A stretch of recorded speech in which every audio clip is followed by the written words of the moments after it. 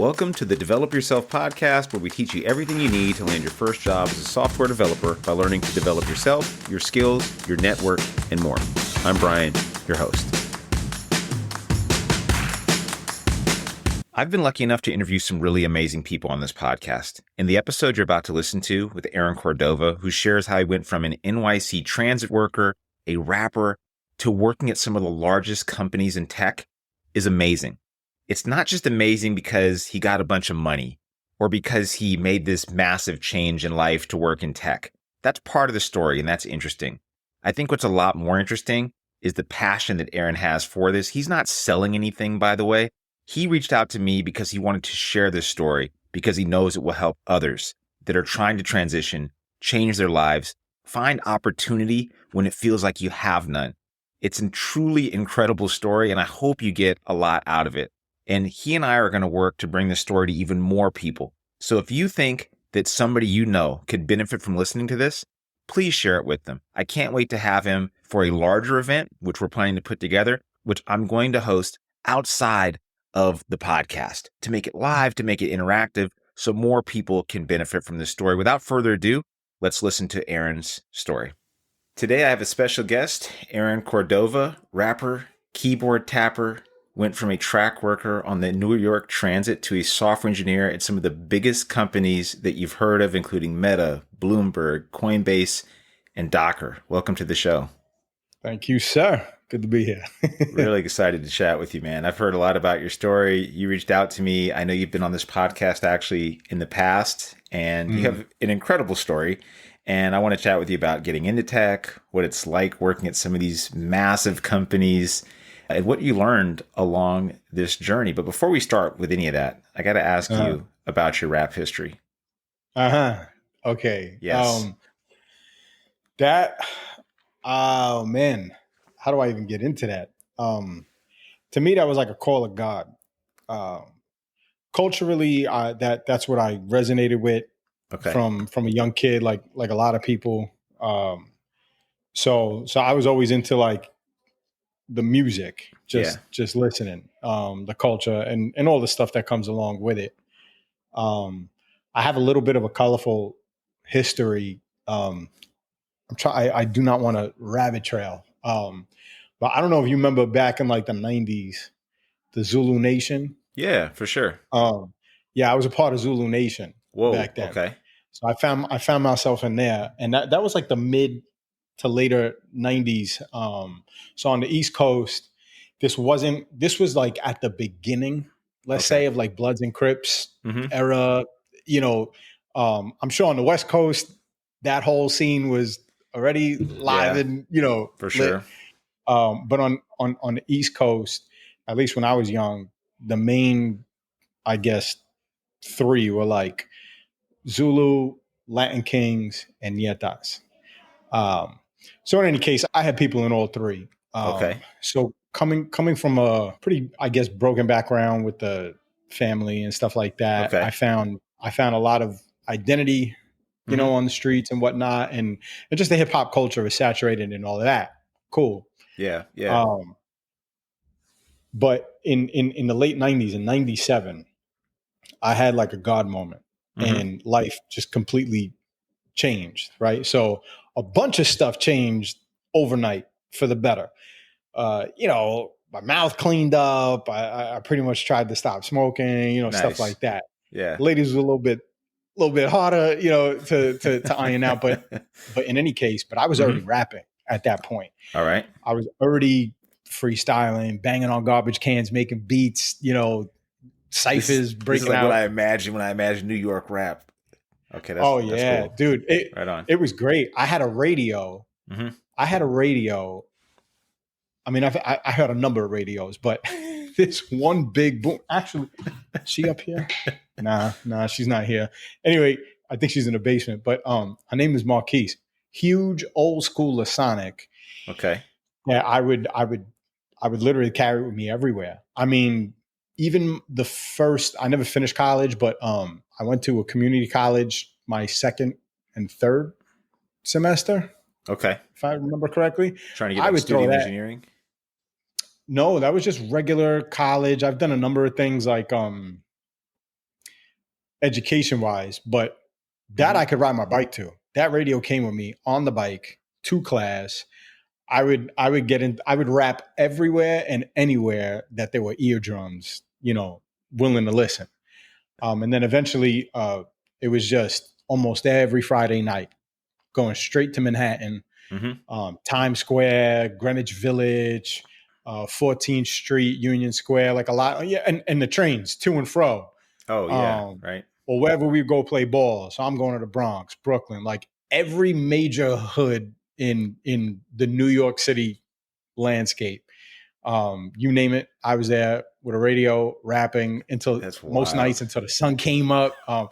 Really cool times. Yeah, so for real. Anyway, I say all of that colorful stuff to hopefully land on the listener that the identity, my relationship with the music was more than, the clothing or just Jay-Z's latest album or something like that. You know what I'm saying? Yeah, like you're really like living it.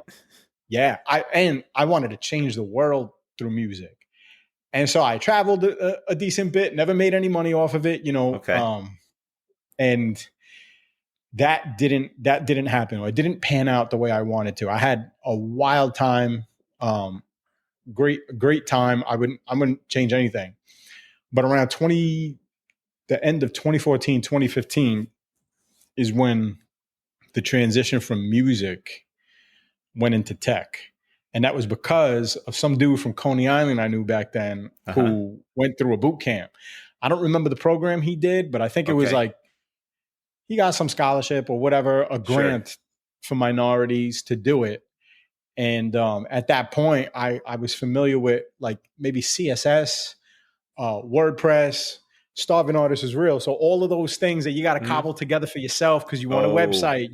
That's right. You want to be able to hand out a business card and like, here's the .com or something and just cobbling stuff together.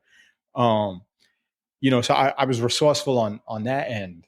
But he's like, for all intents and purposes, just a hood rat friend of mine, who on the outside you would not associate with coding. And he was my inspiration. He's the one who told me what a boot camp was. And that's so, nuts. so we can get into that, but that was the history with the hip hop. Wow. I thought that was what I was going to do for life.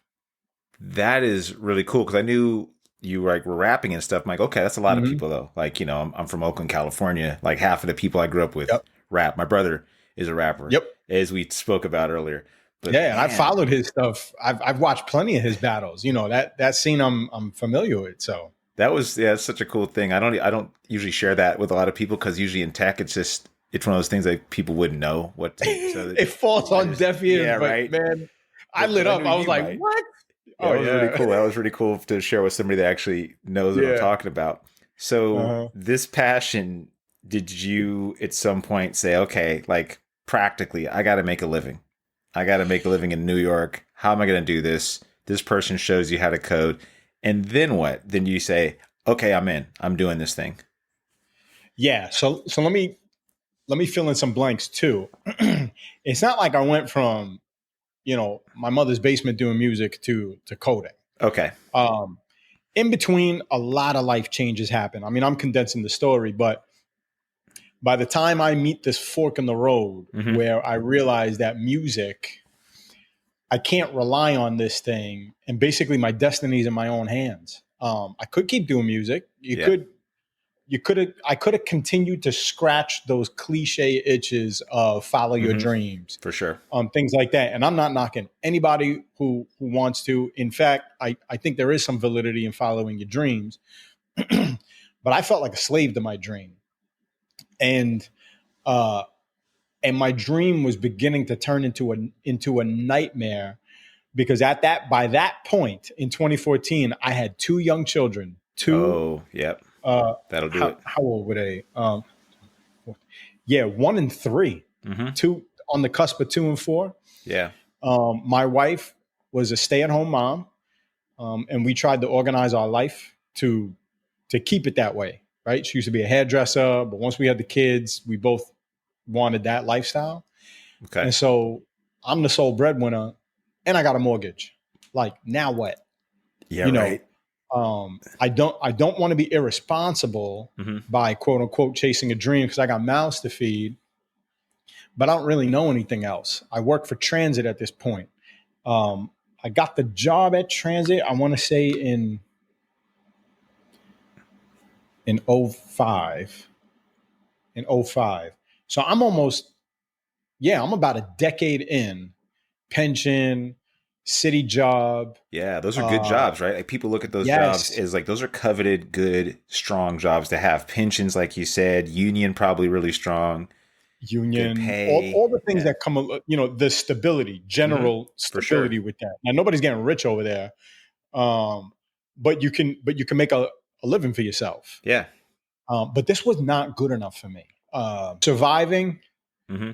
was never the point for me, and when I hit the brick wall of the reality that I'm surviving, it disturbed me to my core. I did not like that. Now, I'm not going to sit here and tell you like I'm some sort of natural born entrepreneur and I got this type of thing in my blood. Mm-hmm. No, but I will tell you that I want to be a kid in a candy store. I want to have fun. I want to explore, Yeah. right? I do not want to live in a prison cell. And even if you make the prison cell larger, that's not good enough for me.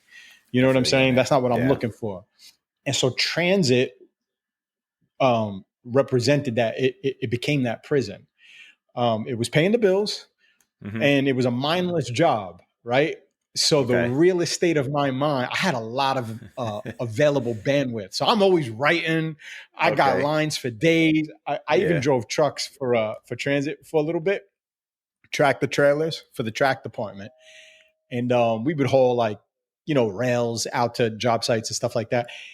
And I'd be sitting in the rig and I had a portable just studio with me. I had a Okay. small little M audio keyboard with Uh-huh. the drum pads. Oh yeah. I had my laptop, a cheap $250 laptop from like Best Buy, headphones. I'm like, I am not going to be sitting in this truck doing nothing all day, So that's why I've been banging out beats. Come Friday, we Dang. going to the city, you Yeah. know. But in any case, yeah, that 2014, 2015 is when I had like this existential crisis, and I asked myself, can I see myself doing what I'm doing for the next 20 years, Mm-hmm. which was what it required to get to that finish line. The finish line being a pension, being able to retire, fill in the blanks. That's right. And when I asked myself that question, honestly, the answer was no. No, I can't. And I do want to clarify something. I completely understand that life comes in seasons, right? Uh, just like the weather, it's hot in the summer and it's Mm-hmm. cold in the winter. And if you wait out the winter long enough, you eventually get to the spring and back to summer again, right? And so there's things that are cyclical, and they come in seasons. That was so I was open to the fact that maybe I'm just in a quote unquote down season. Mm-hmm.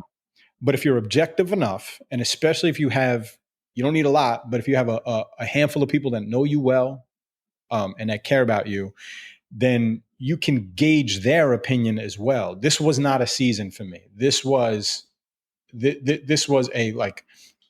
a substantial change. A season, the pendulum goes down and then it comes right back up. That's right. It went down and that's it. It just Like stayed this there. ain't the roller coaster. Yeah, this was a fundamental change. So Okay. to me, when I was asking myself, can I do this for the next 20 years? This was saying, hey, are you okay with this path? Not the season. The season I could deal with the weather, Mm-hmm. or the temporary down cycle. But am I okay with this path? And I was like, no, to my core, absolutely not. It just so happened that at the same time was the conversation with my tech buddy that I mentioned earlier, who he wasn't even a tech Perfect buddy. timing. He was just a dude that Just some I dude you rhymed knew. with. Okay. Yeah, we were good friends. We got on a couple of tracks together. We've done some stuff, and he's the one who put me on to what a boot camp was, and it seemed exciting. So, that's where the fork in the road was for all of that. Wow. I mean, I That's a could go into the journey too about that might be helpful for some of the listeners, I guess. But like weighing that, weighing those pros and cons, and just making that choice for a boot Yeah. camp. I would definitely like to hear that, because I think that's a thing people are apprehensive about doing now. Like the idea of investing in yourself. I hear all the times, I could just learn all this for free, or I'm going to take some other route. They don't believe it can work, or they're just not all in. So how did you decide, with all these pressures on you as a family man with a stable job, to say, I'm going to Yep. take the time to invest in myself? Yeah. Please try to imagine that for the listener. Try to imagine being in the position, and I'm sure everybody's got their own tough position too, right? But my position was two young children, 1 and 3 years old, on the cusp of 2 and 4, a stay-at-home wife, and a mortgage. And I was in debt. I was just swamped in debt, right? And so debt is like the multiplication sign, but only for bad things. So like the more debt you have, anything that's bad in your life just gets multiplied that much more. It's that much more sour. Your relationships are that much harder. You know, like that's just what a lack of money Yeah, for does. real. Oh man. So, but that was the position I was in. So I definitely had a lot of pressure, and I didn't want to be irresponsible for myself, but not for my family, because I'm playing ball for the team. I'm not just playing ball for me. If it was just for me, if I was single, I probably would have kept going. Yeah. Who knows? But anyway, so he told me about what a boot camp was. Never heard of it. And I'm at a personal existential crisis. Not everybody who faces a fork in the road, and not every fork in the road needs to be that severe. This one just happened to be, right? So I'm just setting the stage there. Mm-hmm. He tells me what a boot camp is. I look into it. And at the time, there were like some top schools or top names in the boot camp industry, because it was kind of new. It was like a Hack newer Reactor, thing. General Assembly, App General Academy. Assembly. Yeah. Yep. And I think the other one that he went to, did he go to that? Was Flatiron. Flatiron. Yep. And he got a I didn't know it at the time actually, but later on I found out that he basically got a free ride for there was like some program for minorities. So so I don't even think he fully went down the coding route. The irony of all of this, right? But because of him doing that, it set me off. So anyway, so I did my research, and I told you that I felt like hip hop was like a call of God. So this wasn't just the love of my life, which it was. It was also like my civic duty. You know what I'm saying? Like I don't know what words to describe the strings that are pulled from a man's soul. Like, what man am I if I don't answer this call to battle? You know what I'm saying? Or that over my dead body type of feeling. Like that was me in hip hop. It was both a love. This was my warfare. This was my identity, and all of that jazz. So this was a really tough decision. It was almost like sacrificing a child or something. And so I did the best that I could with what I had at the time. Okay. And I tried to give myself the clearest space to make rational decisions. Because it was nerve-wracking. I don't know. I want to say nerve-wracking, but it was a big deal. That's what I'm trying to paint. Of course, yeah. Life change, career change, identity change. You know what I'm saying? So like there was a lot. So I prayed. I did a handful of things. I prayed, I researched, and I physically wrote things down so that my eyeballs could see the pros and cons. I can't tell you how many times that I put things on paper so that I can see it. Hearing it is one thing, which is also good. And seeing it adds another dynamic value, right? And then I shut out a lot of noise in my life. And I kept my inner circle small during that time of trying to figure things out. and I did rely on some close friends, like maybe 1 or 2 friends who knew me well, just so I could bounce things off of, because I wanted to be as objective as possible. Sure. But I'll never forget it. So as time is going on, I'm looking up what a boot camp is. There's different curriculums. I've never heard of half of this jargon. What is full stack? What is a stack, and why is it full? What's front end? What's back end? Yeah. What's Front end, back what is end. all this? I didn't know. I knew HTML. I knew CSS. I knew what JavaScript was. Like, I heard the name, and I knew that it was a language, and I had looked at it before, and I'm like, Chinese. I don't know what Right. that is. Yeah. Beyond my pay grade. Never heard of Ruby, and just a slew of names. Yeah. So I educated myself on that as best as I could. And it looked like the needle was pointing towards, all right, we're going to do this. This is what we're going to do. For me, not like I'm trying to put God to the test or anything like that. But everybody's got their principles. And one of my principles is I am not going to do something without my wife. Or being on the same page is what I mean. Mm-hmm.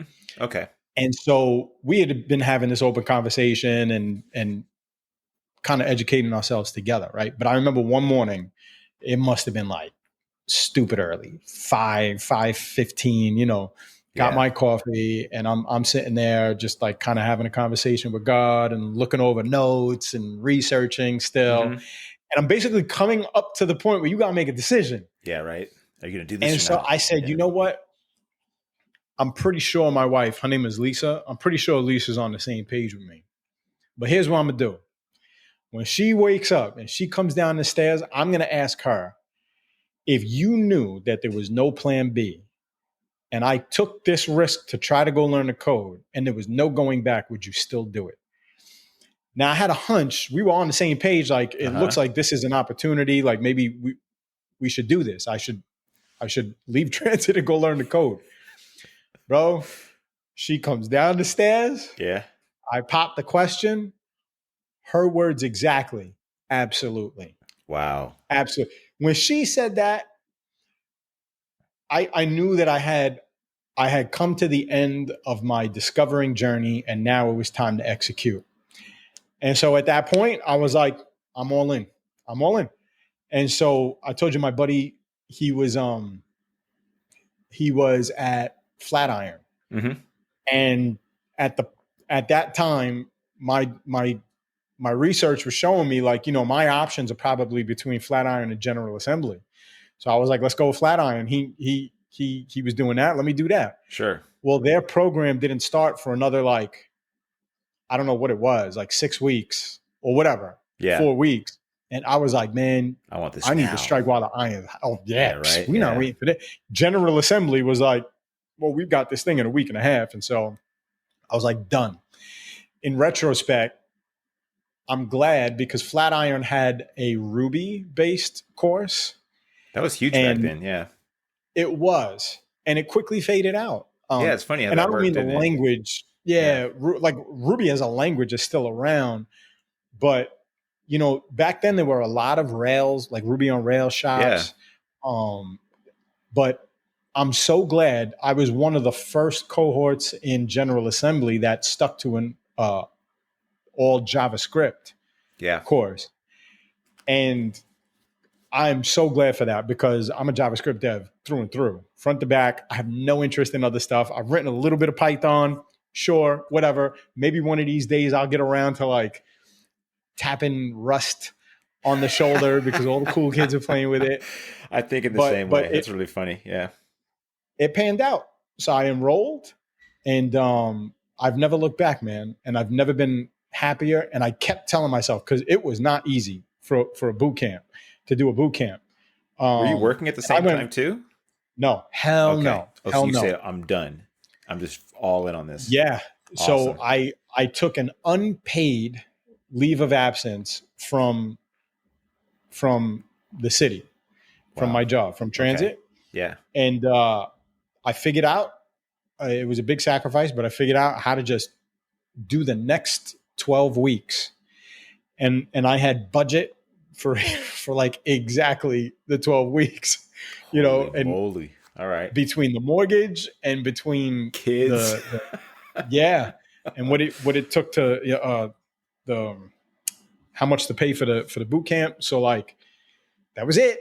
That's it. You know what I'm saying? There's Like no there's turning back. Yeah, right. no turning back now. Yeah, it's got to work. And I had a blast. So it obviously it worked out. It worked out really And well. Yeah. it worked out quite well. Yeah, yeah. So Holy dude, I don't know that's where you want a to yeah. take That's it from a there. it's a hell of a story because it's so good that you kind of have hit a lot of the things I was curious about. But one Mm, thing that I guess I was interested in is the fact that you had support from your wife. Now, what about all the other people that knew you? Like, what did your yeah. what did other people think when you say, "Hey, I'm going to go from being a track worker to a software engineer"? Was everybody so like in your corner? Um, no, but I'm also not going to sit here and say like I had this, you know, I don't know, battle of Helm's Deep opposition Yeah, either. gotcha, It's not gotcha. that, but I did have plenty of cliche voices that were saying, you know, the city, like you got benefits, Yeah, you got right. this, that, and the Pension. third. Yeah. But let me tell you something, and please don't think that this is like just survivors bias. Hmm. My whole life, I've taken risks. This at the moment, at that time, this was one of the biggest risks. My personality lends me towards taking risks. Hmm. Going into bad neighborhoods and rapping is not without risk. Yeah, I right. don't know what to say. Yeah, for real. And to me, that was like a kid in a candy store. I was having a hell of a time. I got stories on deck for days. I remember getting surrounded, and by the end of that episode, we start rapping, and like everybody's giving pounds, respect. You know, so going from like life or death Threatening situations, situations to like, oh, can yeah, I Yeah, I totally yeah, feel you on that one. I have a bit of a shady past myself, and I think that mm, actually helped me out a lot because I thought, what's the worst that could happen? Would I fail? Like, okay, then I'm kind of back where I started from. But if I win, then I've just won an entirely new life, which yeah. leads me There's to this new life that you kind of started having because you didn't just graduate from General Assembly and go on to write code, which is an amazing story in itself. You went on to the biggest companies in the world. I mhm. really want to know what that was like. You learned to code. Now, how did you end up at Meta? Yeah. So I'll tell you the journey. So I just want to finish a point on risk. For Like sure. nothing valuable is cheap. That's just life. So whether Yeah. that's you know what your products that you're purchasing, like 9 times out of 10, you get what you pay for, Hmm. um, or endeavors that you go on. Like if it doesn't cost you much, you're you know what you sow is what you reap. You're almost guaranteed to not. If it didn't cost you something, you're not going to reap something that valuable. But if it costs you something, and I'm not just talking about the money, like it cost me the risk of investing in myself. You mentioned that phrase earlier, That's right. investing in yourself. I had one person ever tell me that, and I don't remember exactly what the circumstance was. But like you never fail when you invest in yourself. And it didn't click back then. I totally get it now. Whether Yeah. that's invest in yourself for coaching, invest in your own health, um, it pays dividends. So anyway, so obviously you know the story, but so I took that was a big risk and it paid off. And it wasn't as if I had any guarantees, right? It's fun to read a book when you know what the end of the movie is because Yeah. you have the luxury of no danger, Yep. right? I didn't have the luxury of no danger then. And so going through a boot camp was an emotional roller coaster. When it was going well, I felt like on top of the world. When I hit a bug and I couldn't understand this, or I had no idea what they're talking about, I have no context for this stuff. It was really difficult. I'm questioning all my life choices. Am I a fool? Did I make the wrong decision? And everything else. I thinking of irrational thoughts like punting Hmm. baby seals, punching a hole in the wall. You know, but I'm very passionate. So my highs are very high, my lows are very low.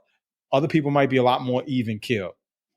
But I'll tell you this to set up into the like how I got to Meta. Yeah. Yeah. Um, I did not invent anything new. I discovered a playing field and the pieces on the board, and I just played with them. I hope the listener is listening. I didn't do anything unique. I didn't do anything novel. I simply entered the playing field, looked around, and figured out how to play the game. Okay. And when I say how to play the game, I don't necessarily mean like game the system and get over. I mean, what is this new world? Yep. What is this What game? are the rules? Yeah. What is the game? What is possible? What are the possibilities? All right. This is where hip hop just completely, I cashed in on all of that, those times in the street when you're freestyling, when you're in front of a big crowd, when you're constantly seeing new faces, when you're interacting with opposition, like all of these things that in hip hop terms, you'd be like, oh yeah, you were battling on the street. You almost got into a fight over there. Like maybe that's what you're seeing if you see it as like a movie scene or from the outside. But look at the skills that are at play. There are people skills. There are communication skills. Yeah, right. There are survival skills. You got to think on the spot. You got to analyze where you're at, who are the people around, what you can do, what you can't do. So all of that came into play. And I cannot believe what dividends that paid off. So now I'm in this nerd world, right? Yeah. I'm learning. I'll show you the first gold nugget that I got. Take advantage of the opportunities that are in front of you. So one of the opportunities while I was in General Assembly was we took a field trip one day to a company. They set up a meet and greet with a company called Razorfish. Razorfish was like a tech agency. Okay. You know, so if you worked for them, you're an employee and whatnot, but you might be working on, I don't know, an IBM project for a couple months or whatever. And then next thing you know, they're working on, I don't know, some advertising agencies, blah, blah, blah. So you get a chance to work on multiple projects. So I'm there and I'm like, oh man, I want to work here. Like, look at these people. It looks cool. The colors are cool. Like they're making money. They're doing different projects. So what did I do? They had a panel of speakers. So I networked. That's all I did. All I did was ask the guy. I gave him the floor to talk a little bit about himself, and I asked for his card later. That was, boot camps are usually about a 3-month. That was halfway through. Okay. So that was about a month and a half. A month later, I'm almost at the end of my role. Or maybe that was the first month in, whatever. But towards the end of my time at General Assembly, I'm working on my final project. Yep.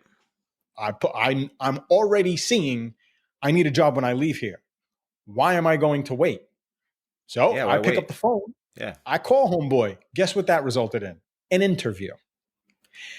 And the fact that I had an interview gave me confidence, and I could walk around town a little bit more bolstered and emboldened, looking for more interviews.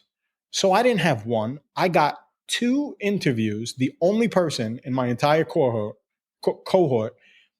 that I had 2 interviews during finals week while I'm coding a project. I literally had to leave General Assembly to go out to an interview. Everybody's happy for me in the class. And everybody's like eyeballs, like, this is what we've been waiting for. Yeah. You know, this is what we're training for. Like, how did it go? What was it like? So I interviewed at Razorfish, and I interviewed at, I was able to garnish an interview at Accenture, a company called Accenture. Yeah. Bro, I had no idea who the heck Accenture was. Turns out it's like a huge, giant, massive global company. Yeah. All right. So just hustling and taking advantage, networking of the things that were given to me. Again, I did not do anything like novel. You didn't send a box of donuts nothing. Or like make a worldwide best-selling app or write a novel that took off. You know, you just did the thing. So I was able to catch those interviews, and Razorfish wanted me, but they ended up dragging their feet, and it dragged on beyond school, and it was to my advantage because I ended up taking the job with Accenture, which was my first job. I was able to use and leverage the fact that I had another company on the line to bump up the salary a little bit more. So you negotiated too. I negotiated. Very Um, smart. and I got multiple opportunities for myself, which gives you, it lets you operate from a place of confidence. You know what I'm saying? And then here's the other thing that I took with me throughout my career. I was able to find passion in coding almost the same way I found passion in music. Like I learned to love coding. I learned to enjoy the creativity and the superpowers that I Hmm. felt it gave me, right? So when I would go interview, I was not begging for a job, even though clearly I needed one, right? Yeah. But I was Yeah. not begging for a job. I was looking for somebody who was going to pay me to do what I love to do anyway. And I remember having the mentality, I'm going to do this whether you pay me or not. I can't stop coding. I'm making all these things on my laptop. I'm discovering new powers here. I'm developing new skills. I feel like, I don't know, like a Marvel superhero or something. Yeah. So I just need to find somebody who's going to slap a check on it. Hmm. But like the superhero stuff, I'm doing. So who wants to pay for it? I just got to find you. Um, and so that mentality and having a personality just completely set me apart in interviews. Oh, I bet. Um, Because you're not coming in there begging or saying, "Oh, please, I'm a no, junior developer and I'm passionate and yeah, take a chance on yeah, me." That doesn't work yeah. well. No, no. And the other thing is like I just, maybe it's because I'm from New York, or I think it was more the hip hop culture, but like you could just see through fakes. For Like sure. and you could see who's scared, and you could see like who's weird. It's like a jungle. You know when an animal is wounded, right? And so there's nothing attractive about a wounded animal or an animal that's starving, but there Yeah. is something very persuasive, or I don't know, magnetizing about like a strong animal. What does it do? What is it about? What is Hmm. this thing? Is it dangerous? Like, do I need to? And that's the way I presented myself when I was interviewing. I was happy to be there. Bro, I would crack open the laptop while they had me waiting in the lobby. I'm like, I'm coding. I'm Yeah. coding. I'm not sitting here doing nothing. What do you think? I'm on your time? Get out of here. Um, and so when Oh I talked man. about my own projects and stuff like that, Yeah. this was not, all right, try to get the right answer. This was literally me. I didn't fully understand this in the beginning, Hmm. but now I do. Interviewing is a two-way street. And Absolutely. I know that there's a need. Obviously, when you're looking for a job, you need one. I'm not denying that. But it truly is. Again, this is the game. I didn't make up the tech game. The tech game is just cush enough. And I say that with a small asterisk, but it's cush enough where you ought to be interviewing them as much as they're interviewing you.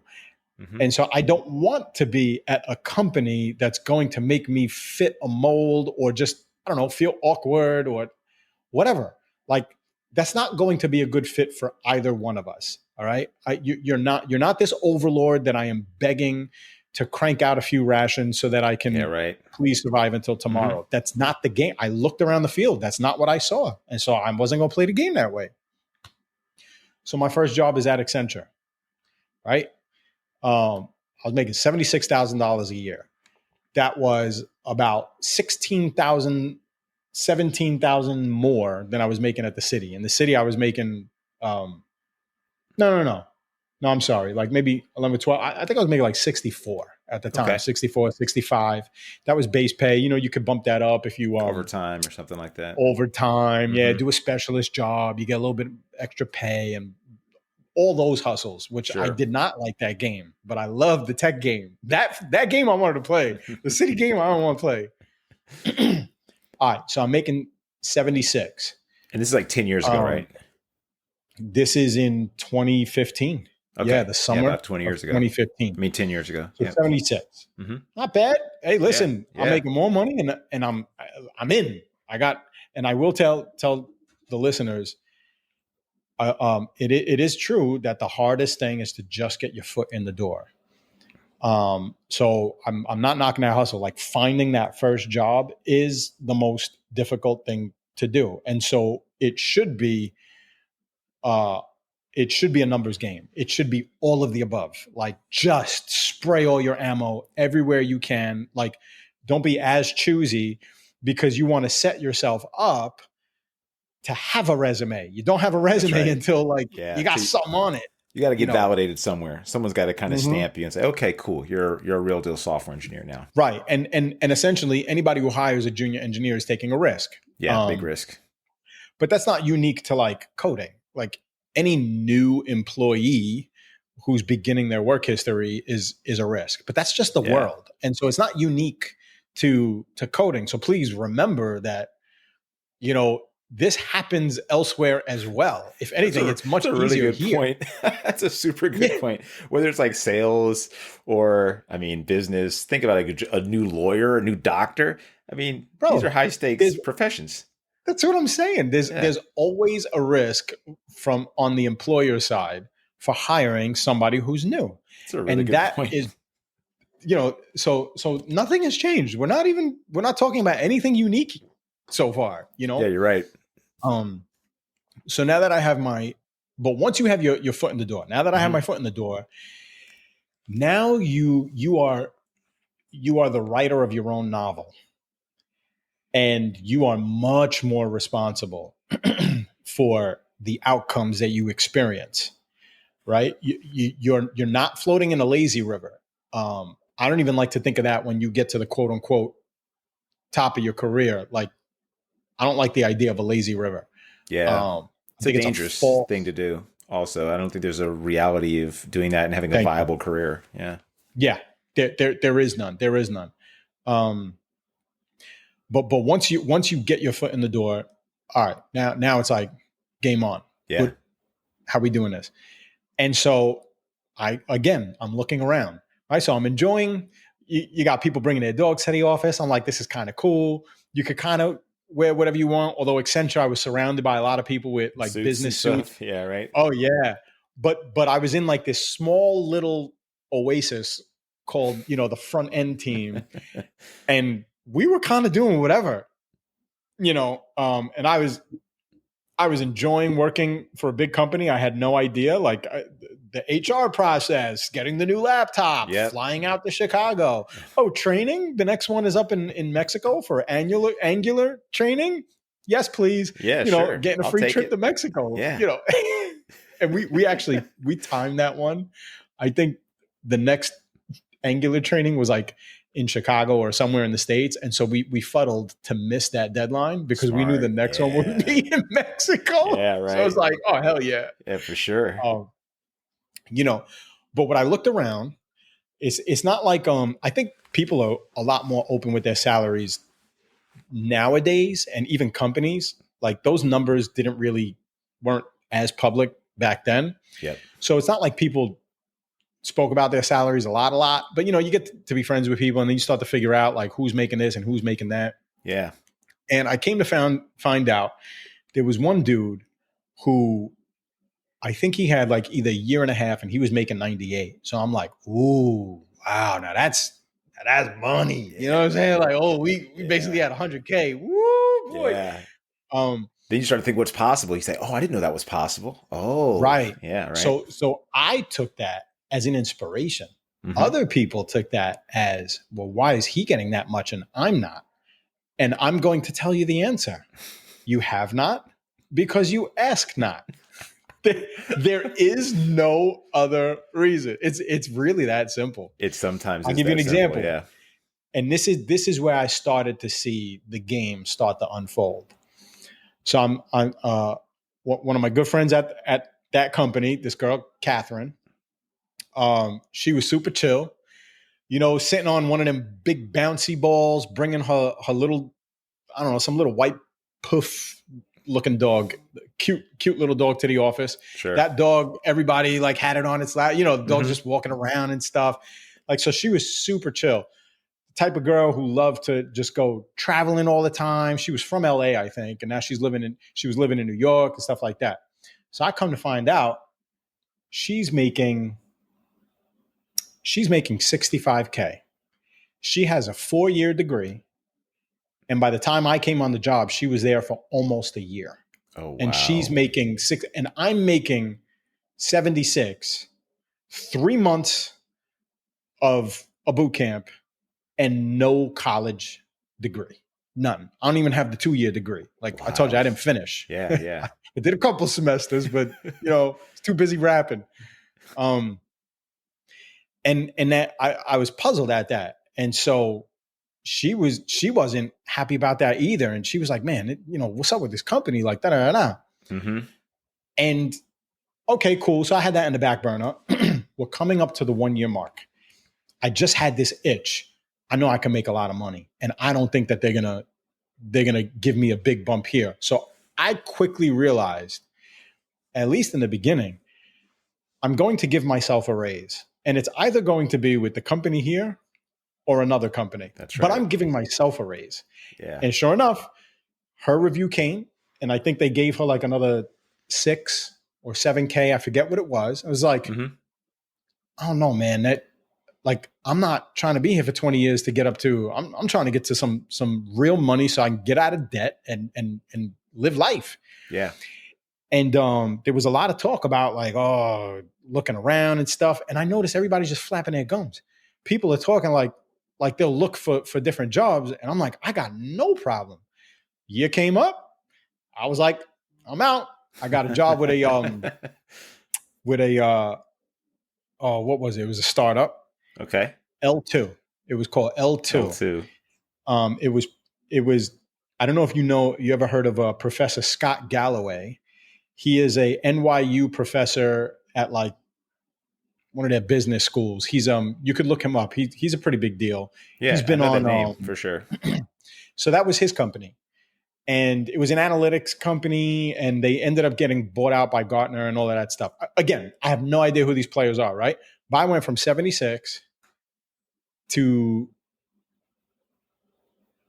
98. Yeah, I hit the 98. $22,000 jump short of the 100K. Like this, like I make 6 figures now, bro. With 1 year, 1 year under my belt, and I am making I'm basically making 100K, and I'm beside myself. So I left and gave myself, what is that? A 76, 86, 90, $22,000 raise. That's right. And this girl stayed because she didn't want to take a risk, and she got a $6,000 raise. I did not make the game up. I didn't. Okay, so I'm like, this is good. This is going to further get me out of debt. Okay. Yep. Rinse and repeat. I stay at L2 for a year, and I like the company. Cool. Mm-hmm.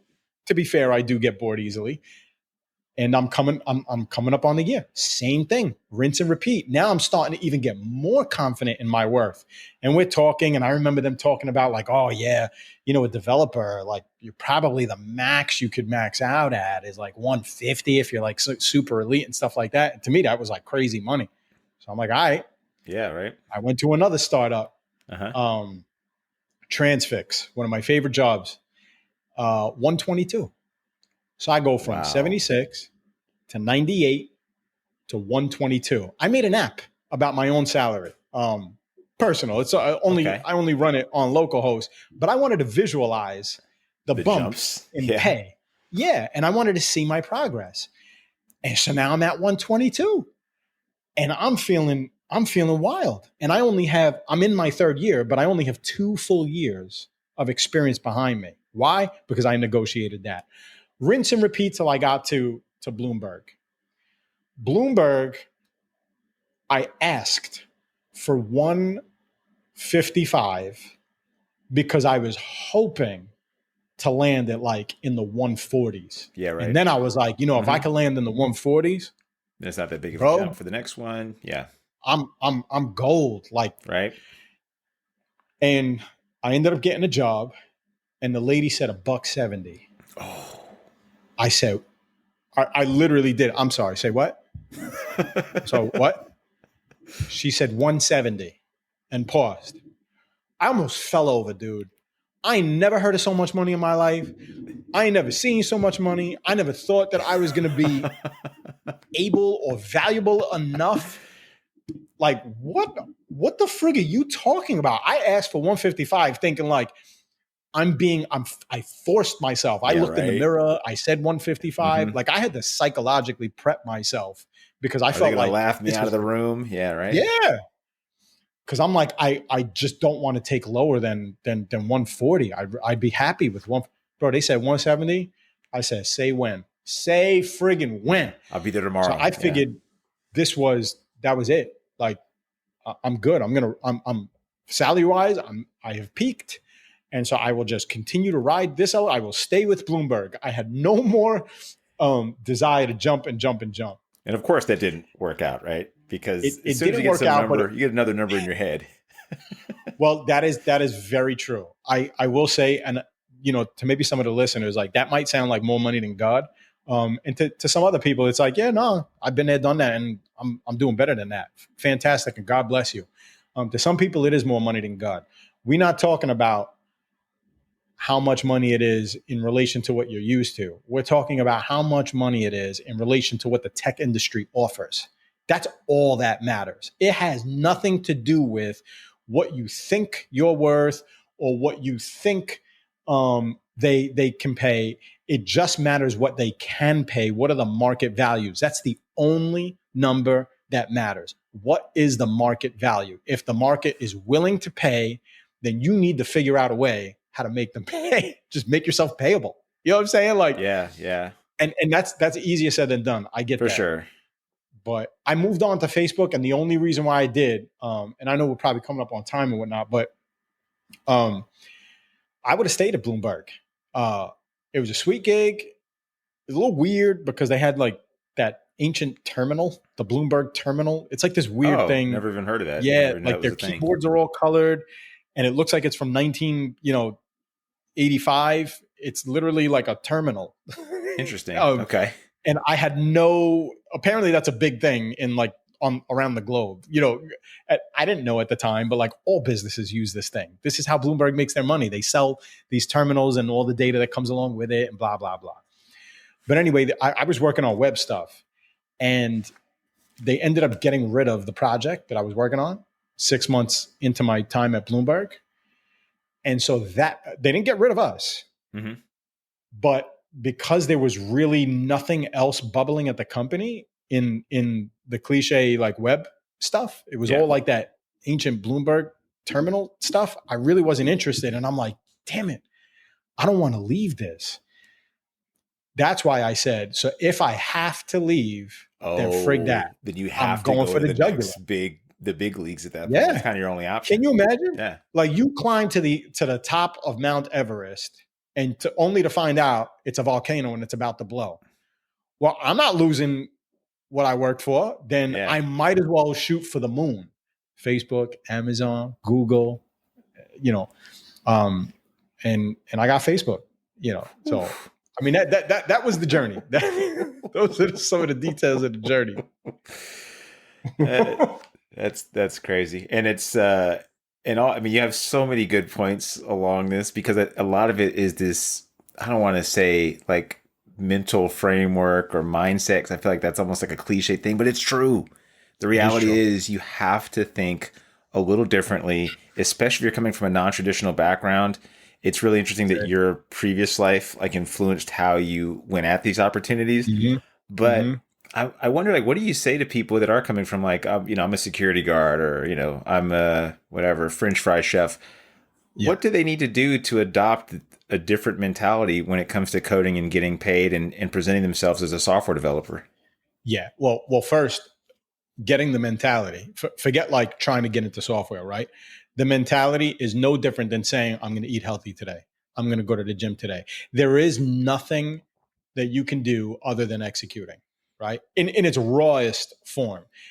Now, there are things you can do to try to put yourself in the best position to have the highest likelihood to go execute. But at the end of the day, you either have to do something or not. And so for me, I'd rather do something than nothing. Okay, now what about tech specifically? The game has not changed. Sure, it might be difficult to get a job and everything else, but the game has not changed. And all this talk about AI and everything else is not taking anybody's coding job. It is an asset. It is not the overlords are not coming for developers. There are plenty of other jobs that AI can replace, but that's a whole separate topic. For sure. But the landscape of coding or software development is a huge open door. I wish I would have known this earlier. It is not an exclusive club. You do not have to be born a nerd or something like that. What the hell did I know? I was carrying around a radio on a bike. Like, come on. I was swinging hammers on rails in tunnels. Please. Like, I don't know what else you want, but it does take tenacity, and it does take an attitude to invest in yourself and hard work. It's not easy. I get that. I used to say anybody can code, and that was a little naive. I still believe that on paper. Like those words are true. Anybody can code, but not anybody will. That's like saying anybody could be a gym rat. Yeah, but not anybody will. Like you got to really go after that. Or anybody could learn to play piano. That's true, but not everybody's going to get past, the ABC, just the ABCs of playing keys. So it's the same with software development. However, the field is still ripe. It was just as competitive, you arguably more competitive back then because you didn't have a lot of tools to make yourself look as good as you can today. And so even though the competition is fierce, I will grant that. When did competition ever dictate whether you enroll or not? Like that is on the person. That's a personal value. Like just know that you're worth it if you really want something and if you're really willing to stick to it. Now I don't want to, at the risk of sounding like David Goggins, who is the man, by the way. David Goggins. Shout out. Yeah. Listening to his stuff just makes me, oh man, I need to get out the bed right now and just go do something, Yeah, seriously. But you can. And the field is still ripe for picking. Not everybody started. I didn't start at a Facebook. And looking back, I didn't realize that the decisions I was making would pay this type of return on investment. So I definitely feel blessed that it does. But again, please hear me. I did not do anything unique. I just didn't. If I did, I'd probably be even further along. You know what I'm saying? So it is available. And just because something is difficult doesn't mean you shouldn't try. I'm an avid advocate for boot camps and learning how to code. I'm living proof of it, and my family has benefited from it. And so I don't know what to say, but I love preaching that gospel. You know what I'm saying? Yeah. Because it works. It works if you can stick with it, and you need guidance. I had guidance along the way from certain people nudging me in this direction. Mm-hmm. Trial and error are also, schoolmasters. They can be a little brutal, but sure. But there's ways. Follow people. Like I saturated my LinkedIn, my Twitter timeline with developers. I wanted the right noise. Like there's things you can do, which is probably a whole nother lesson. But there's things you can do to at least not be shooting in the dark. Like at least shoot in the area of the target. Believe me, you're gonna hit something. Wow. Aaron, this has been one of my favorite conversations I've had on this show. This is cool, man. I'm glad we connected. And I look forward to, glad. Yeah, I think I have to have you back on and talk about some other topics. Before I let you go though. Yeah, for sure. You got tons of wisdom, and just it's such a cool story. And also so much positivity. I think that's really missing nowadays, because if you go online, I went down the YouTube rabbit hole and I just typed in, I'm like, what are people looking up to code?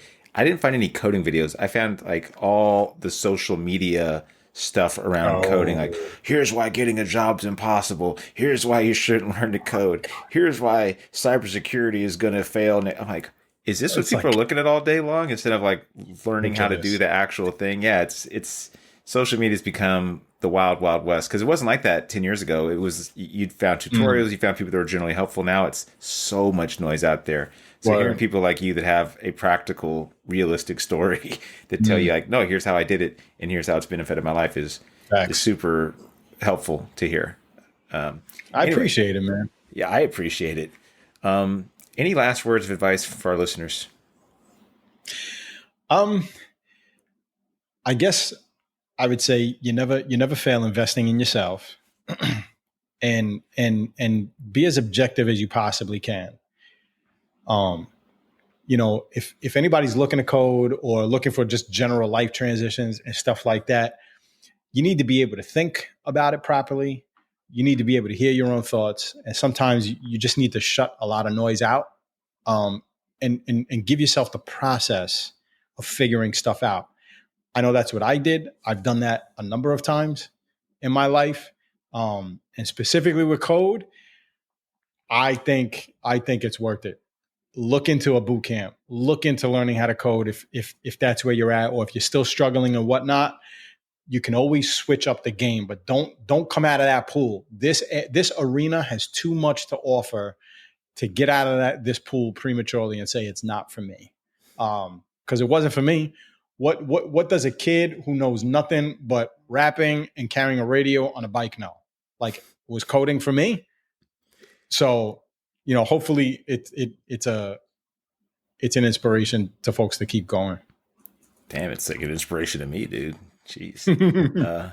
But yeah, I mean, that's the thing. It's like we all have interesting stories. Some have more salacious, interesting stories than others. But there's not only room for everybody, but if you apply enough pressure to something, you're going to have some success in it. I fully believe that. Whether it's coding or learning how to be a doctor or a lawyer or whatever. It's like, with enough grit applied, you can reach that goal you want. 100%. Are you online, and where can people find you? You got too much game and wisdom that you're dropping for now. Putting this online. I'm trying to be online more. I haven't really. Twitter is more like a one-way street where I just kind of consume. Okay. But let's see if that changes in the future. But I guess folks can find me on LinkedIn. That would probably be the best way. And I'm more than happy to connect on LinkedIn and talk shop and stuff like that. Great. I'll have your details linked in the bottom of this episode, and people can connect with you there. Yeah, you really should, because you got too many nuggets that we need out there. We need that voice out there. Well, thank you so much. Really appreciate you being on the show today. All right, brother. Good talking. I'll talk to you soon, man. For sure. All right, later. That'll do it for today's episode of the Develop Yourself podcast. To learn more about becoming a software engineer with us, then check out Parsity.io. If you're not quite ready for that, then jump into our Dev30.xyz program, which is 30 days of working on your mindset, habits, and JavaScript skills. Totally worth it. See you next week.